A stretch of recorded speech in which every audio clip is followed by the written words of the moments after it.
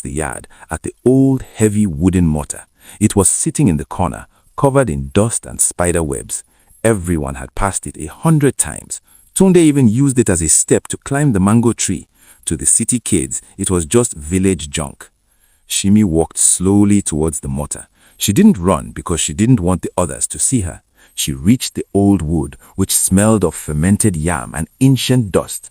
She leaned over. The center of the mortar was deep and dark. She reached her hand down, feeling the rough wood against her skin. Her fingers touched something smooth, something cold, something heavy. She pulled it out. It was an egg, yes, but it was the size of a small coconut, and it was wrapped in a gold foil so bright it made her eyes blink in the afternoon sun. I found it, she whispered, then a bit louder. I found the golden egg. The compound went silent. It was as if someone had pressed the mute button on a remote control. Tunde dropped the stick he was using to poke the roof. Sharon froze, her hand still inside a pile of firewood. The parents stood up from their chairs, their malt drinks forgotten. What? Uncle Emmanuel shouted. In that old mortar.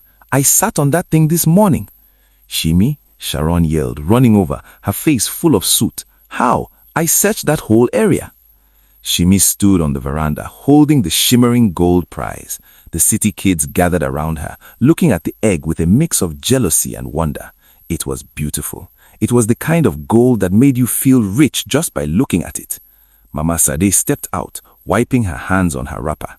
Bring it here, my daughter. Mama Sade took the egg. You see, she said, looking at Tunde and Sharon, you two were looking for the golden egg with your pride. You looked high, you looked in the cars, but Shimi, she looked where the elders used to hide their secrets. She looked where the food is made. She looked with her ears, not just her eyes. She handed the egg back to Shimi. Open it. Shimi peeled the gold foil. Underneath was a thick, dark chocolate.